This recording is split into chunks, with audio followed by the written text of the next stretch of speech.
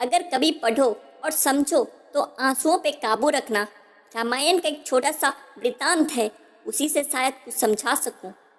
एक रात की बात है, माता कौशल्या जी को सोते समय अपने महल की छत पर किसी के चलने की आहट सुनाई दी। नींद खुल गई। पूछा, कौन है?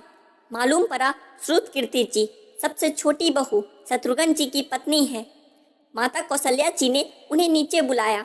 श्रुतकीर्ति जी आई, चरणों में प्रणाम कर खड़ी रह गई।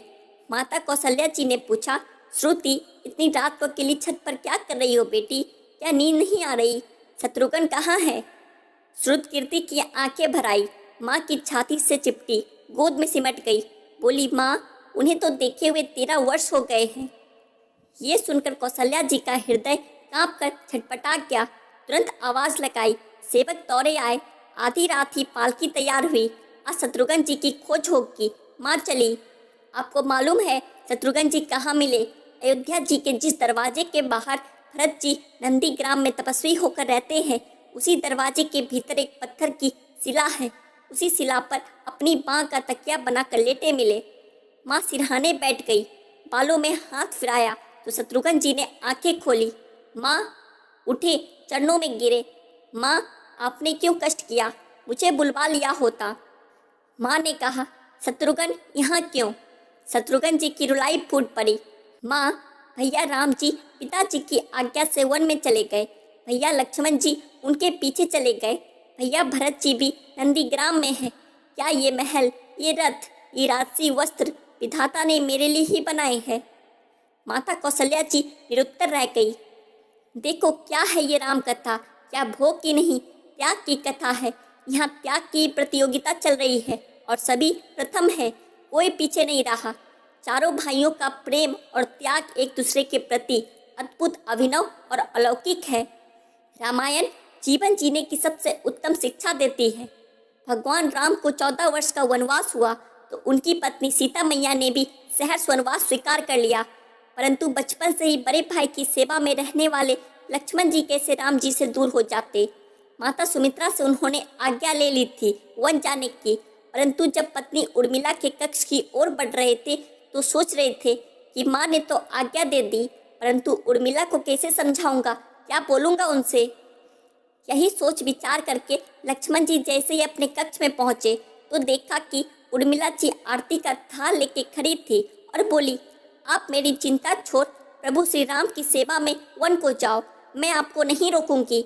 मेरे कारण आपकी सेवा में कोई बाधा ना आए, इसलिए साथ जाने का हट भी नहीं करूंगी। लक्ष्मण जी को कहने में संकोच हो रहा था, परंतु उनके कुछ कहने से पहले ही उर्मिला जी ने उन्हें संकोच से बाहर निकाल दिया। वास्तव में यही पत्नी का धर्म है। पति संकोच में पड़े उससे पहले ही पत्नी उसके मन की बात जानकर उसे संकोच से बाहर कर दे। लक्ष्मण जी चले गए, परंतु 14 वर्ष तक उर्मिला ने एक तपस्विनी की भांति कठोर तप किया। वन में प्रभु श्री राम और माता सीता की सेवा में लक्ष्मण जी कभी सोए नहीं, परंतु उर्मिला ने भी अपने महलों के द्वार कभी बंद नहीं किए और सारी रात जाग जाग कर उस दीपक की लौ को बुझने नहीं दिया। मेघनाथ से युद्ध करते हुए जब लक्ष्मण जी को शक्ति लग जाती है और हनुमान जी उनके लिए संजीवनी का पर्वत लेके लौट रहे होते हैं, तो बीच में जब हनुमान जी अयोध्या के ऊपर से गुजर रहे थे तो भरत जी उन्हें राक्षस समझकर बाण मारते हैं और हनुमान जी गिर जाते हैं। तब हनुमान जी सारा वृतांत सुनाते हैं कि सीता जी को रावण हर ले गया, लक्ष्मण जी युद्ध में मूर्छित हो गए। यह सुनते ही कौशल्या जी कहती है कि राम को कहना कि लक्ष्मण के बिना अयोध्या में पैर भी मत रखना, राम वन में ही रहे। माता सुमित्रा कहती है कि राम से कहना कि कोई बात नहीं, अभी शत्रुघ्न है, मैं उसे भेज दूंगी। मेरे दोनों पुत्र राम सेवा के लिए ही तो जन्मे हैं। माताओं का प्रेम देखकर हनुमान जी की आंखों से अश्रुधारा बह रही थी, परंतु जब उन्होंने उर्मिला जी को देखा तो सोचने लगे कि यह क्यों एकदम शांत और प्रसन्न खड़ी है। क्या इन्हें अपने पति के प्राणों की कोई चिंता नहीं? हनुमान जी पूछते हैं, देवी, आपकी प्रसन्नता का कारण क्या है? आपके पति के प्राण संकट में है। सूर्य उदित होते ही सूर्य कुल का दीपक बुझ जाएगा। उर्मिला जी का उत्तर सुनकर तीनों लोगों का कोई भी प्राणी उनकी वंदना किए बिना नहीं रह पाएगा। उर्मिला बोली, मेरा दीपक संकट में नहीं है, वो बुझ ही नहीं सकता। रही सूर्योदय की बात, तो आप चाहो तो कुछ दिन अयोध्या में विश्राम कर लीजिए, क्योंकि आपके वहाँ पहुँचे बिना सूर्य उदित हो ही नहीं सकता। आपने कहा कि प्रभु श्री राम मेरे पति को अपनी गोद में लेकर बैठे हैं। जो योगेश्वर प्रभु श्री राम की गोदी में लेटा हो, काल उसे छू भी नहीं सकता। या तो वो दोनों लीला कर रहे हैं। मेरे पति जब से वन गए हैं तब से सोए नहीं हैं। उन्होंने ना सोने का प्रण लिया था, इसलिए वे थोड़ी देर विश्राम कर रहे हैं। और जब भगवान की गोद मिल गई तो थोड़ा विश्राम ज़्यादा हो गया, वे उठ जाएंगे। और शक्ति मेरे पति को लगी ही नहीं, शक्ति तो प्रभु श्री राम जी को लगी है। मेरे पति की हर श्वास में राम है, हर धड़कन में राम है, उनके रोम रोम में राम है, उनके खून की बूंद बूंद में राम है।